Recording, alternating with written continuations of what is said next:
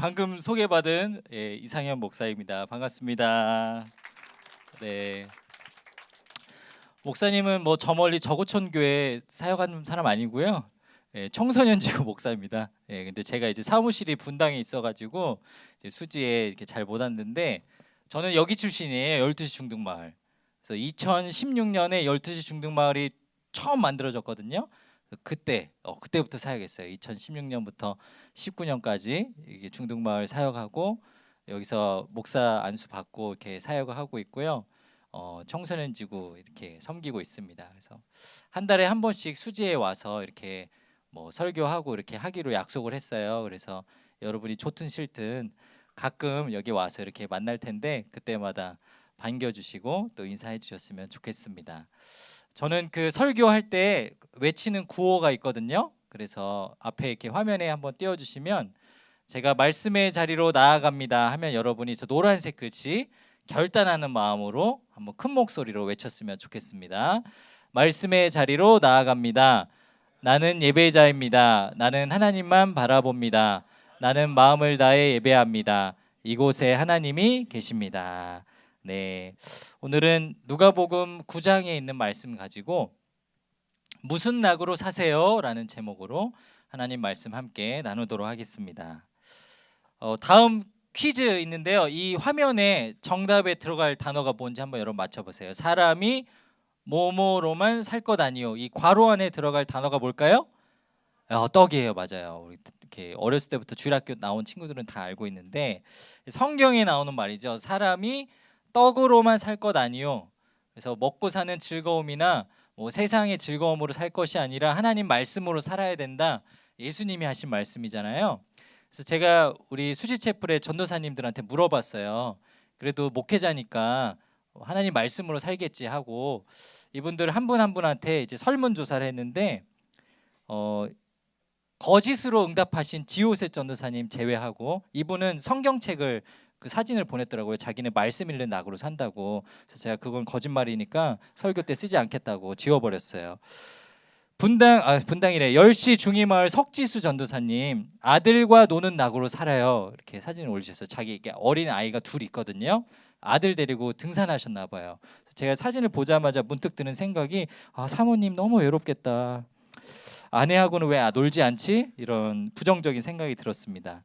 그 다음에 중일마을 이재민 전도사님 대학생이거든요. 대학원 다니고 있는데 대학원에서 동기들과 어울리며 노는 낙으로 살아요 하면서 저 사진을 보냈어요. 네, 학교 수업을 잘 안 들어간다고 제보를 받았는데 학교는 다니나 봅니다. 그 다음에 세 번째가 12시 고등마을의 정영준 전도사님 이제 옆에 예배 드리시는 분. 저 가족들하고 여행 다니는 낙으로 살아요. 이렇게 사진을 보내가지고 여행을 자주 다니나 보다. 가족애가 되게 깊으신 분인가 보다 했는데 저 사진이 무려 5년 전 사진이라고 이렇게 했습니다. 네 번째는 김성광 전도사님 10시 고등마을. 이분이 약간 히키코모리처럼 집 혼자 있는 거 좋아하고 맨날 어디 처박혀 있거든요. 고양이 유튜브 보는 낙으로 살아 해가지고 첨지 춘봉이 그 개그맨이 그 고양이 키우는 걸 막 영상을 올리거든요. 저도 개고양이 좋아해가지고 막 영상 보는데 원래는 이제 자료 화면에 다른 사진이 있었어요. 19금 사진이 있었는데 제가 그거는 여기 중등마을이라 사진을 바꿨습니다. 저분이 저것만 보진 않을 거예요. 마지막으로 안경표 전사님. 네. 이분이 좀 결혼한 지 얼마 안 됐잖아요. 그렇죠? 예. 안경표 전사님 아내 잠드는 모습을 보는 낙으로 살아요. 그래서 제가 뭐 이해는 돼요. 이제 결혼하신 지 얼마 안 됐으니까. 근데 문득 갑자기 섬뜩하더라고요. 왜 아내가 잠을 잘 때 보고 있지? 같이 잠을 자야 되는데 이분이 막 쳐다보면서 기도 많이 해주세요. 기도 많이 해주시고 갑자기 막 화가 임할 때도 있고 막 미소가 지을 때도 있고 왔다 갔다 하시거든요. 이분의 평안을 위해서 기도해 줬으면 좋겠습니다. 이 사람마다 다 낙이 다르죠. 예, 이거 할 때 즐거운 사람, 저거 할 때 즐거운 사람. 그런데 마태복음 4장 4절에 보니까 이렇게 기록돼 있어요. 예수께서 대답하여 이르시되 기록되었을 때 사람이 떡으로만 살 것이 아니요 하나님의 입으로부터 나오는 뭘로 산다고요? 모든 말씀으로. 아멘이시죠? 우리 사람은 즐거운 일을 쫓아서 살아가는 인생이 되면 안 돼요. 또 그리고 성공만을 쫓아서 가는 인생이 되어도 안 되고요. 하나님의 말씀을 듣고 깨닫고 그것을 마음속에 기준 삼아서 살아가야 되는 것이 중요하다라는 것입니다. 오늘 이제 지난주에 처음 개학을 하고 한 주 학교를 다녀보니까 여러분 삶이 어때요? 쉽지가 않죠. 아마 힘들 거예요. 우리 중학교 1학년 친구들 어디 앉아 있어요? 중학교 1학년 한번 손 들어보세요. 어디에 있어요? 네, 우리 1학년들 특별히 축복해요. 우리 중학교 1학년 한번 격려했으면 좋겠습니다. 네, 벌써 2학년 3학년 되면 애들아 표정이 안 좋다? 쟤네 왜 축복해? 막 약간 이런 표정이야. 애들 그러면 안 돼. 그러면 안 돼. 사랑해야지. 전도사님 닮아서 막 미워하고 막 그러면 안 되는 거야. 사랑해야지. 예, 축복해 주세요. 중학교 1학년 때 얼마나 힘듭니까? 그래서 여러분들이 같이 이렇게 응원하고 격려했으면 좋겠고, 또 특별히 오늘 우리가 읽은 말씀이 오병이어 사건이에요. 여러분 잘 알고 있는 말씀이죠.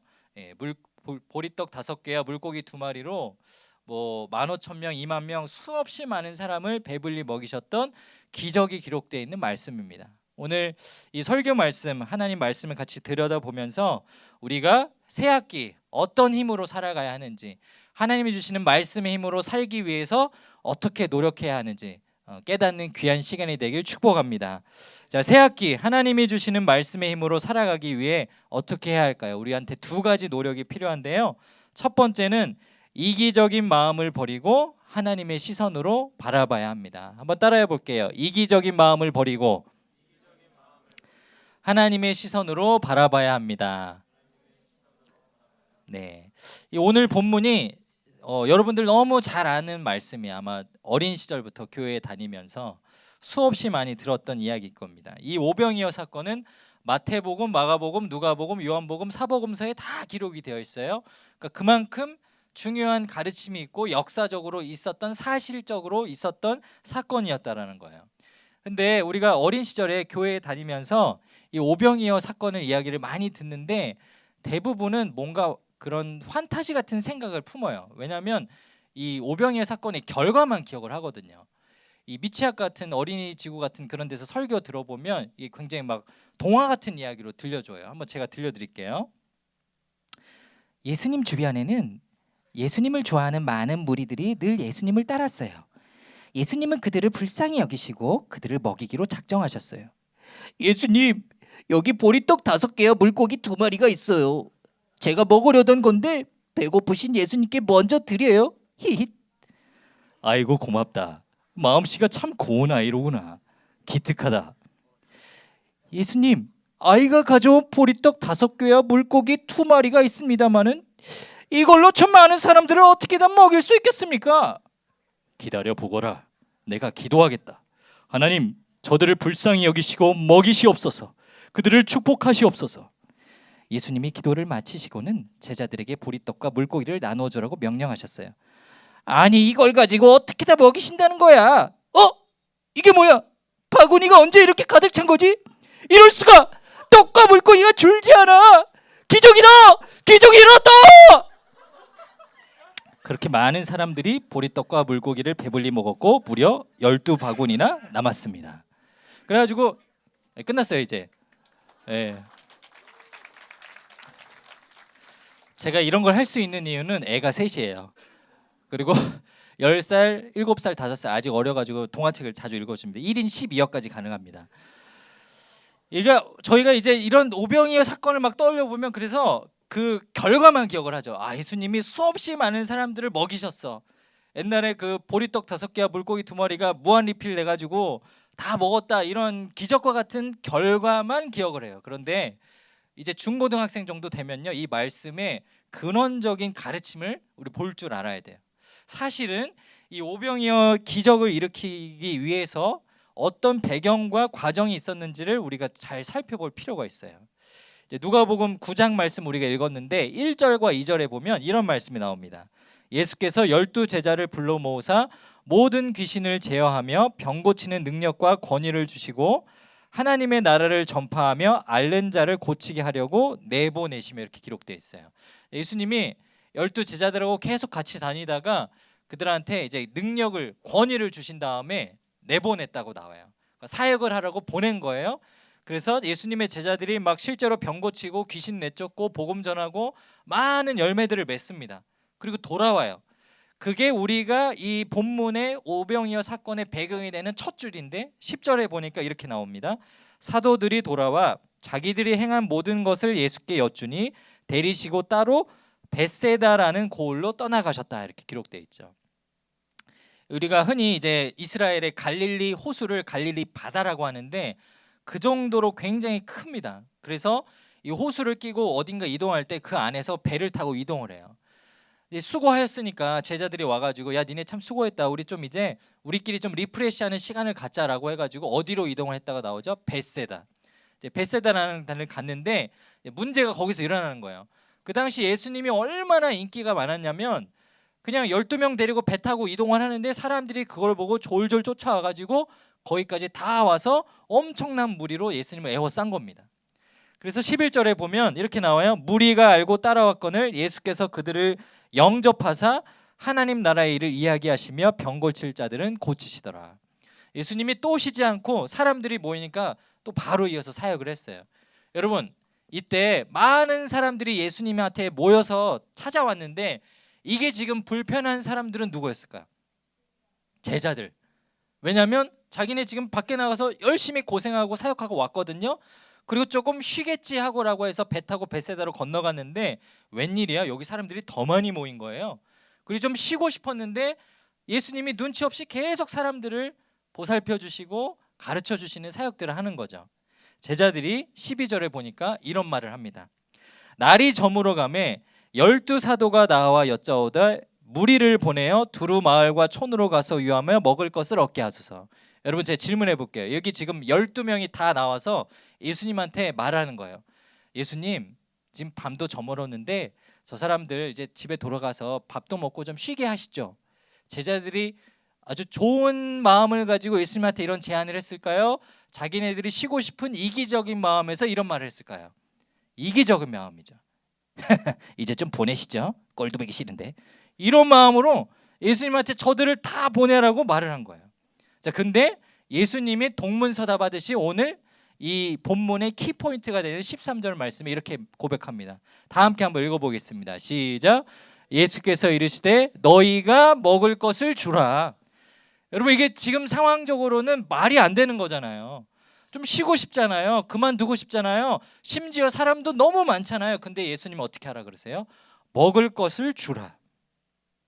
오늘 이 본문에 대해서 좀 자세하게 기록이 되어 있는 본문이 요한복음인데 요한복음에 보면 제자 한 사람 빌립이라는 사람을 예수님이 불러다가 이렇게 말해요. 야 우리가 어디서 떡을 사면 이 사람들을 먹이겠느냐라고 물어보시는데 6절에 보니까 이렇게 말씀하심은 친히 어떻게 하실지를 아시고 빌립을 시험하고자 하심이라 이렇게 기록되어 있어요. 자 예수님이 아셨다고 나오죠. 친히 어떻게 하실지를 이미 예수님은 아셨어요. 이미 예수님은 수없이 많은 사람들을 먹이려고 작정하셨고 그들 가운데 어떤 한 어린아이가 보리떡 5개와 물고기 2마리를 가져올 것도 알고 계셨고 사람들은 이걸 가지고 어떻게 먹이느냐 불평하겠지만 본인이 축사한 이후에 차고 넘쳐서 12바구리가 남을 줄 아셨다는 거예요. 그걸 다 알고 계시고 기적을 베푸시려고 마음먹은 그 주님이 오늘 빌립을 시험하고자 물어봐요. 여러분 빌립이라는 사람은 어떤 인간이냐면 굉장히 계산이 빠른 사람이에요. 그리고 굉장히 똑똑한 사람. 굳이 학문으로 따지자면은 이과 자연계 공부해가지고 서울대 수학교육과를 나온 사람이에요. 이 사람은 그 당시 헬라 지방의 많은 지식들을 다 배우고 심지어 구약 성경도 해박했던 사람. 그래서 요즘으로 치면 미국 유학파 출신하고 원어로 막 대화하면서 그 지식 논쟁할 수 있는 그런 사람이었어요. 그러니까 차세대 지도자감이었죠. 그런데 이 사람이 오늘 예수님한테 어떤 대답을 합니까? 6장 7절 빌립이 대답하되 각 사람으로 조금씩 받게 할지라도 200데나리온의 떡이 부족합니다. 여러분 얼마나 계산이 빠르냐면 지금 15,000명 그거 딱 눈으로 보고 제가 봤을 때는 한 200데나리온 정도 더 필요합니다라고 말을 했던 거예요. 이 1데나리온이 얼마냐면요. 지금으로 따지면 우리나라 화폐 한 10만 원 정도 됩니다. 이 로마 시대에 쓰였던 기본 화폐 단위인데 노동자 하루 품삯이나 로마 병졸의 하루 급여였어요. 우리나라 2025년 대한민국 최저시급 기준이 하루 급여가 1시간에 1030원이에요. 그러니까 보통 10시간 근무한다고 치면 하루에 10만 300원 버는 거죠. 그러니까 200데나리온이 얼마냐면 약 2천만 원 정도 되는 거예요. 예수님 제가 보니까 2천만 원은 있어야 돼요. 지금 사람들한테 돈 걷어야 돼요. 그래야지 이 사람들 먹여요라는 정확한 계산을 했어요. 그는 나름대로 상황을 정확하게 인지해서 필요한 말을 했지만 그럼에도 하나님은 그를 정죄했어요. 왜냐하면 빌립은 자신만 생각했거든요. 예수님처럼 그들을 먹이려고 생각하지 않고 예수님이 할 일을 생각하지 않고 예수님의 기적을 바라지도 않았어요. 근데 여러분 성경을 잘 읽어보면 성경에 나오는 대부분의 기적들은 무엇에서부터 시작하냐면 불쌍히 여기는 마음에서 시작해요. 한번 따라해 볼게요. 불쌍히 여기는 마음. 출애굽의 기적이 어디서 시작됐습니까? 하나님이 애굽 땅에서 노예로 살던 이스라엘 백성들을 불쌍히 여기는 데서 시작해서 그들을 출애굽시켰어요. 예수님이 왜 병든 사람들을 고쳤습니까? 그들을 보고 애통하고 아파하는 마음에서 눈먼 자 눈뜨게 하고 죽은 자 살리게 하고 그들을 고쳐주셨어요. 그러면 그 논리대로 말하면 여러분이 새 학기에 학교 생활하면서 여러분 뭐 성적도 잘 받고 싶고 좋은 친구 만나고 싶고 뭐 좀 잘 되고 싶고 그런 여러분이 바라는 기적과 같은 일들이 있죠. 그게 이루어지려면 어떻게 해야 되는 거예요? 여러분이 하나님처럼 불쌍히 여기는 마음이 있어야 돼요. 사랑하는 여러분, 여러분의 삶의 기적을 기대하십니까? 여러분 이 중학교 시절에 여러분이 사춘기 이 청소년기의 중요한 시간을 잘 보내고 잘 적응해서 여러분 입시를 감당해야 하는 고등학생 시기까지 아무 문제 없이 성장하기를 바라고 계세요? 미안하지만 여러분 불쌍한 마음을 먹어야 되는 거예요. 가장 먼저는 내 스스로가 하나님의 죄인이라고 인정하고 나를 불쌍히 여기는 마음, 내 주변에 있는 친구들을 이웃을 사랑하는 마음으로 불쌍히 여기는 마음, 그 마음가짐으로 이번 학기 하나님이 주시는 힘과 능력으로 승리를 경험하는 우리 중등마을 모든 친구들이 되기를 주의 이름으로 축복합니다. 우리 한번 옆에 있는 친구를 보세요. 자세히 보시고 한마디 하세요. 아휴, 불쌍하다. 네, 불쌍하죠. 불쌍히 여기는 마음. 여러분 스스로도 불쌍히 여기는 마음으로 하나님께 가까이 나가길 축복합니다. 자, 계속해서 두 번째로 우리 하나님이 주시는 말씀의 힘으로 살아가기 위해서는 어떻게 해야 할까요?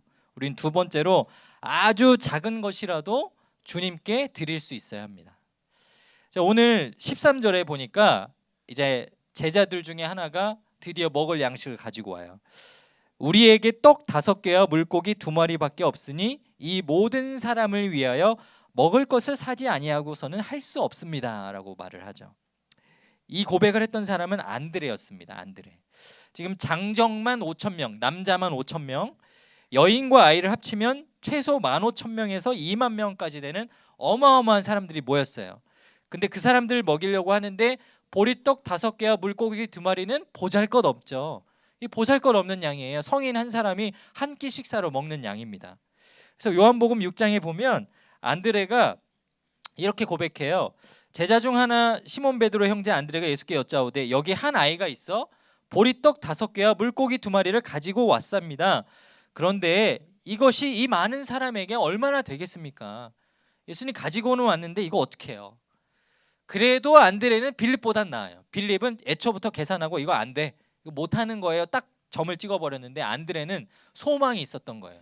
막 수소문을 하다가 한 아이가 가지고 온 그 양식을 받아서 예수님께 가지고 옵니다. 어떤 마음으로 왔을까요? 이거 가지고 가면 예수님이 어떤 기적을 행하시진 않으실까라는 조금의 기대는 있었던 것 같아요. 그러니까 그걸 가지고 왔죠. 그래서 예수님에게 이것을 드리는데 그의 말과 생각이 잘못됐어요. 예수님, 제가 가지고는 왔는데 이거 가지고 이제 어떡할까요? 라는 걱정을 했다라는 거예요. 때로는 우리가 신앙생활하면서 스스로 내가 경험한 생각과 지식과 그 경험들에 의해서 하나님의 역사를 가로막을 때가 있어요. 하나님은 이런 일을 하고자 막 마음 먹으셨는데 나는 요만큼만 기대하는 사람이 있어요. 반대로 하나님은 이 일을 성취하고자 다 준비를 하셨는데 우리 스스로 이거는 안 돼요라고 포기할 때가 있죠. 네, 여러분, 하나님은 어떤 분이시냐면 내가 생각하는 것보다 내가 기대하는 것보다 훨씬 크고 위대한 일을 벌이시는 분이세요. 그래서 이사야 선지자가 이런 말을 하지 않습니까? 그분의 생각은 나의 생각과 다르고 나의 뜻은 너희의 뜻과 다르고 내가 하는 일은 너희가 하는 방식의 일과 다르다라고 하나님이 성경에서 가르쳐주지 않아요? 제가 그런 경험을 뼈저리게 한 일이 있습니다. 오늘 마지막으로 그 이야기 들려드리고 같이 기도하길 원하는데요. 반주 안 해도 돼요. 예. 한참 남았어요. 목사님이 지구촌교회를 언제부터 다녔냐면 2002년부터 다녔어요. 엄청 오래 다녔죠. 2002년에 여기에 세상에 안 태어났었겠구나. 갑자기 나이 먹은 그러네. 목사님 2002년부터 지구촌교회 다녔고 이 청소년 지구 2010년부터 사역했는데 2006년부터 2009년까지 대학부에서 목자로 사역을 했었어요. 제가 그때 2008년에 대학지구 목자를 하는데 대학지구 목장은 여러분들 그 청소년부랑 달라요. 청소년 지구는 이제 동급생으로 돼 있잖아요. 중1, 중2, 중3 이렇게 학년별로 친구끼리 목장을 묵잖아요. 대학지구는 선후배가 섞여 있어요. 가면 형, 누나, 오빠, 언니 다 있어요. 그래가지고 대학교 가 입학한 20살부터 졸업반에 있는 뭐 24살, 26살 다 있다고요. 그래서 목장하면서 이제 대학 생활할 때 처음에 뭐가 힘든지, 졸업할 때 뭘 준비해야 되는지 막 서로 도움도 받고 서로 중보기도도 해주고 그런 공동체예요. 근데 제가 2008년에 목자를 하는데 저희 전도사님이 저를 불러다가 우리 대학지구 최초로 20살들 새내기로만 구성된 목장에 네가 목자를 해야겠다라고 저한테 맡겨주시는 거예요. 이유는 하나였어요. 네가 신학생이니까 네 잘할 것 같다고. 그래가지고 저는 우리 교회 대학지구 역사 가운데 최초로 20살로만 구성된 새내기 목장의 목자가 됐어요. 근데 그때부터 이 목자를 하는데 저한테 모진 고난과 박해가 시작되는 거예요. 애들이 저만 보면 아기 새처럼 자꾸 먹을 거를 달라 그래요. 지금 생각해 보니까 지금 이해가 되는 게 청소년 지구 오면 목자님들이 다 사주잖아요. 여러분 막 먹을 거 사주고 한 달에 한 번씩 막 간식 막 주문해가지고 사주고. 그러니까 애들이 어른들한테 이게 얻어먹는 버릇이 있다 보니까 대학지구 목장에 가도 당연히 목자님이 사주는 거겠지라고 해가지고 막 저한테 사달라고 하는 거예요. 근데 이게 막 선후배들이 섞여 있으면 야 그런 거 아니야, 야 더치페이야 이렇게 하는데 다 20살들밖에 없으니까 뭐 가르쳐줄 사람이 없잖아요. 그래서 제가 어쩔 때는 뭐 과자 사주고 뭐 어쩔 때는 떡볶이 한번 사주고 이러는데 애들이 그거 가지고 성이 안 차는 거예요. 그러다가 이제 제가 생일이 2월인데 드디어 애들이 제 생일 앞둔 2주 전부터 결단을 하고 자꾸 저한테 강하게 압박을 했어요. 목자님 2주 뒤면 생일인데 저희 어디 갈 거예요? 그날 생일날 뭐 사주실 거예요? 자꾸 물어보는 거예요. 근데 저는 그 당시 이제 미금역 사거리에 돈가스 정식 5,000원에 파는 데가 있었어요. 그래서 제가 이제 야, 니네 5,000원씩 내가 밥 사줄 수 있으니까 거기 가야지. 야, 돈가스 먹으러 가야지. 애들이 돈가스? 돈가스? 치. 5,000원 정식? 치. 막 이러면서 저를 막 무시하고 그러면서 한 아이가 목자님 근데 목자님 생일날 미스터 피자 가면 진짜 좋을 것 같은데 미스터 피자 가면 저희 목자님이라고 안 불러요. 오빠라고 불러요. 그 여자애가 저한테 막 그런 말을 하는 거예요. 지금도 친하게 지내요. 얼마 전에 아이 낳았어요. 그래가지고 제가 이제 막 고민을 했어요. 나는 용돈은 제한적이고 제가 그때 대전으로 학교를 다녔는데 이게 버스비만 해도 몇만 원씩 깨지거든요. 근데 월말인데 내가 남아있는 돈 가지고 생활비만 딱 맞게끔 써야 되는데 생일이라고 미스터 피자 가서 막 돈 10만 원 돈 썼다가는 이게 뭐가 안 되는 거예요. 제가 뭐 부모님에게 가서 뭐 좀 아이들 사느라 돈을 더 썼다, 용돈을 좀 더 달라 말할 수도 있겠지만 저희 부모님 무서워 보시나 그게 허락이 안 되거든요. 고민을 하다가 이제 생일날이 됐는데 제가 큰 맘 먹고 미스터 피자 갔어요. 거기서부터 이제 저는 자꾸 막 손이 막 떨리는 거지. 얘네들이 이제 어떡하냐, 계산 어떡하냐. 그래서 피자 2판 시키고 샐러드 바그 해서 먹고 막 먹었어요. 2008년 2월에 아이들 먹인 그 피자 값을 20년 가까이 지난 지금도 제가 기억을 해요. 97,600원. 네, 여러분 미리 말하는데 제가 쫌팽이에서 기억을 하는 게 아니에요. 제가 쫌팽이에서 기억을 하는 게 아니고 그날 무슨 사건이 있었어요. 제가 애들하고 피자를 먹고 난 다음에 막 고민을 했어요. 안에서 막 내적 갈등이 일어났어요. 돈을 어떻게 할까 하다가 제가 진짜 제 자존심을 다 깎아내리고 아이들한테 부끄럽지만 이렇게 말했어요. 아, 잘 먹었지? 5,000원씩만 내. 그래서 제가 진짜 치사한데 애들한테 돈을 걷었어요. 그리고 남은 돈으로 금액을 결제를 했죠. 물론 애들이 그것만으로도 고마워했어요. 그래도 참 착한 아이들. 그래서 이제 교회를 돌아왔는데 대학지구는 그 종례회를 해요. 목자님들 종례회를.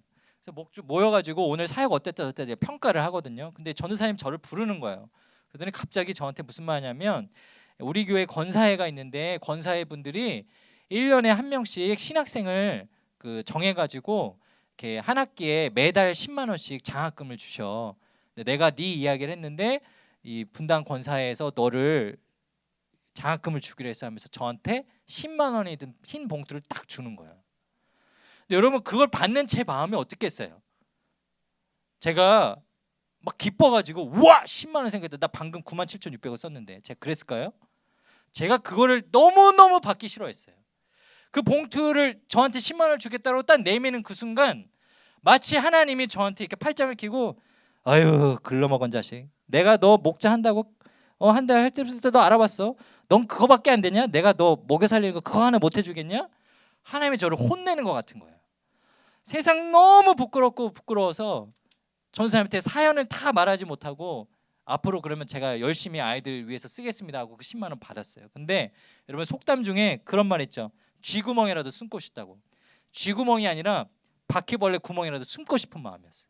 왜냐하면 방금 전에 내 신앙의 바닥이 드러났거든요. 내가 얼마나 헌신할 줄 모르는 목자인지, 내가 얼마나 부족한 목자인지, 내가 얼마나 치사한 사람인지 하나님 앞에 내 신앙이 드러났거든요. 그게 부끄러워서 대학지구 3년을 사역하는 동안 아이들에게 정말 후회 없이 최선을 다해서 섬겼어요. 사랑하는 여러분, 하나님은요 그런 분이세요. 저와 여러분이 기도하기로 결정하고 하나님 뜻에 살기로 결정하면 여러분의 한 학기뿐만 아니라 여러분의 인생을 책임져 주시는 분이신 줄 믿습니다. 여러분 믿으십니까? 그 하나님 앞에 여러분 앞에 아주 작은 것을 요구할 때라도 그것들조차 다 내어놓으며 하나님 앞에 순종하며 이번 한 학기 오병이어와 같은 기적을 누릴 수 있는 우리 중등마을 모두가 되시기를 주의 이름으로 축복합니다. 우리 함께 기도하겠습니다.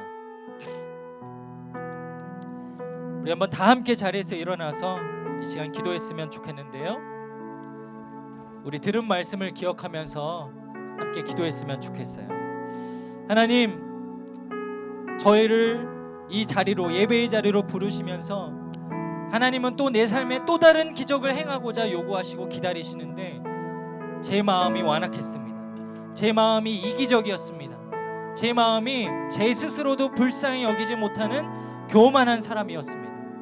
그리고 하나님, 그 하나님께서 그럼에도 불구하고 나를 부르시고 나에게 보리떡 5개와 물고기 2마리 같은 작은 헌신을 요구하신다면 제가 순종하겠습니다. 제가 나아가겠습니다.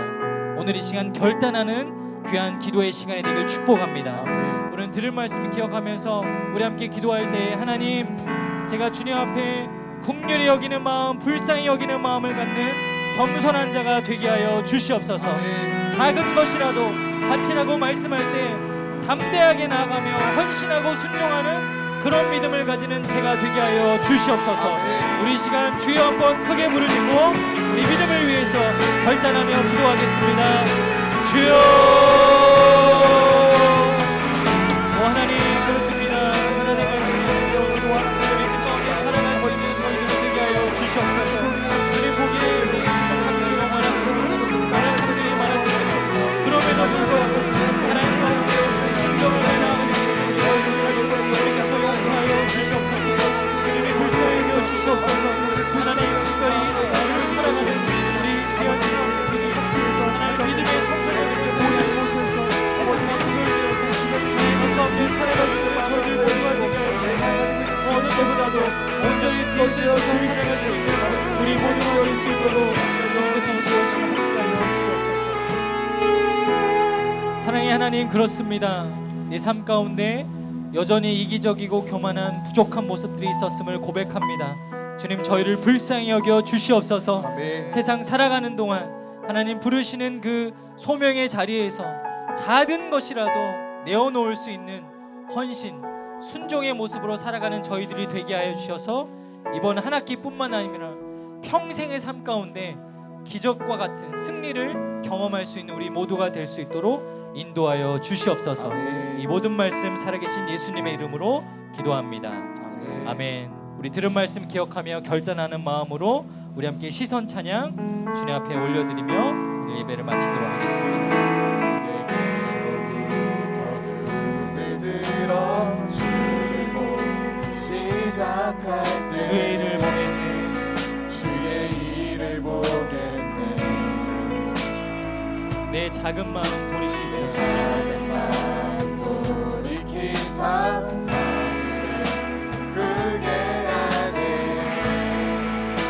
주님을 볼 때 모든 시선을 주님께 드리고 모든 시선을 주님께 드리고 살아계신 하나님을 느낄 때 내 삶은 주의 역사가 되고 하나님이 이런 성령이 나를 변하시며 우리 2절 가사로 고백합니다. 성령이 나를 변해시켜 모든 두려움 사라질 때 주의 일을 보겠네. 주의 일을 보겠네. 황폐한 땅 한가운데서 황폐한 땅 한가운데서 주님만 알게 되니 우리 주님을 볼 때 볼 때 모든 시선을 모든 시선을 주님께 드리고 전능하신 하나님을 느낄 때 세상은 주의 나라가 되고 하나님이 우리 마지막으로 고백합시다. 모든 시선을 주님께 드리고 모든 시선을 주님께 드리고 전능하신 하나님을 느낄 때 세상은 주의 나라가 되고 하나님이 일하기 시작하고 살아계신 하나님, 우리의 걸음걸음이 주님을 향한 발걸음이 되게 하시고 우리를 불쌍히 여기는 마음, 세상을 긍휼히 여기는 마음 가지고 주님 말씀에 순종하며 나아가는 우리 모두가 되게 하여 주시옵소서.